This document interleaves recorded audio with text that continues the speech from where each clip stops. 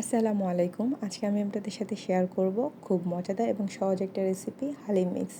হালিম মিক্সের জন্য প্রথমে আমি নিয়ে নিয়েছি 1.5 কেজি পরিমাণে গরুর মাংস। এর সাথে অ্যাড করেছি একটু আদা বাটা, রসুন বাটা, জিরা বাটা, গরম মশলা বাটা, একটু হলুদের গুঁড়ো এবং মরিচের গুঁড়ো আপনাদের স্বাদ অনুযায়ী, সাথে লবণ এবং পেঁয়াজ কুচি।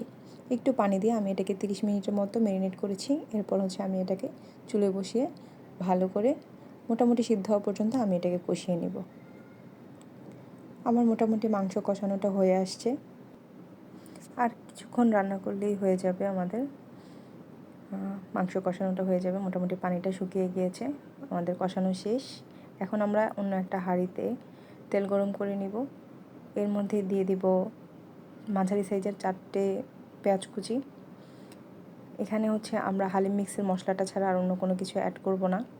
তো পেঁয়াজটাকে আমরা মোটামুটি ব্রাউন কালার করে নিব। পুরোপুরি ব্রাউন কালারের দরকার নেই, মোটামুটি ব্রাউন কালার হলেই হবে। কষানো মাংসটাকে এখানে এখন দিয়ে দিচ্ছি। সাথে দিয়ে দিব হালিমের সাথে থাকা হালিম মিক্স মশলা। এটা দিয়ে আমরা আবার ভালো করে নেড়েচেড়ে তেলের মধ্যে কষিয়ে নিচ্ছি। পাশে আমি গরম পানি করে রেখেছি। এখন এখানে আমি অ্যাড করে দিব সামান্য পরিমাণে গরম পানি, যাতে এখন যে মশলাটা অ্যাড করলাম সেটার কাঁচা কাঁচা একটা গন্ধ না থাকে। যেহেতু মাংসটা আগেই সেদ্ধ করা, তো সেই ক্ষেত্রে আমাদের এখন আবার ভালো করে সেদ্ধ করার দরকার নেই, জাস্ট মশলার গন্ধটা চলে গেলেই হবে। আর আমি আগেই হালিম মিক্সের যে মিক্সটা সেটা ফুটন্ত গরম পানিতে ঘন্টাখানেক আগে ভিজিয়ে রেখেছিলাম। এটা এখন আমরা এখানে অ্যাড করে দিব। মাংসটা কষানো হয়ে গিয়েছে, অ্যাড করে দিচ্ছি আমি হালিম মিক্সের মিক্সটা। এখানে আমি আবার অ্যাড করব ফুটন্ত গরম পানি। এখানে এখন পানি খুব বেশি অ্যাড করার দরকার নেই, অল্প পরিমাণে পানি দিলে হবে, যেহেতু হালিম মিক্সটা আগেই ভিজানো ছিল, তাই এটা মোটামুটি সিদ্ধ হওয়ার মতোই। এখন সামান্য পরিমাণে আমি জাস্ট ঘন হতে যতটুকু পানি লাগবে ততটুকু পানি অ্যাড করে দিলাম। অ্যাড করে দিয়ে এটা ফুটে ওঠার আগ পর্যন্ত এভাবে আমাকে অনবরত নাড়তে হবে, তা না হলে এটা নিচে দিয়ে লেগে যাবে। তো ফুটে ওঠার আগ পর্যন্ত আমি একটু পরপর এটাকে নাড়বো। আপনারা যখন নাড়বেন তখন অবশ্যই একটু সাবধানে নাড়বেন, তা না হলে হাতে লেগে যেতে পারে।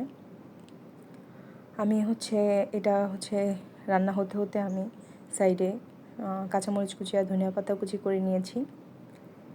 তা আমি এর মধ্যে এখন অ্যাড করে দিব কাঁচামরিচ কুচি, এবং এর মধ্যে আমি অ্যাড করব ধনিয়া পাতা কুচি।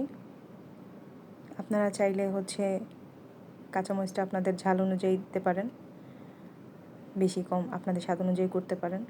আমার হালিম রান্না হয়ে গেছে, এখন পরিবেশনের পালা। আমি শসা কুচি করে নিয়েছি, সাথে দিয়ে দিব একটু বেরেস্তা, একটু ঝালের জন্য অল্প কয়েক টুকরো কাঁচামরিচ কুচি, আর সাথে একটু লেবু। হয়ে গেল গরম গরম হালিম মিক্স। ধন্যবাদ সবাইকে।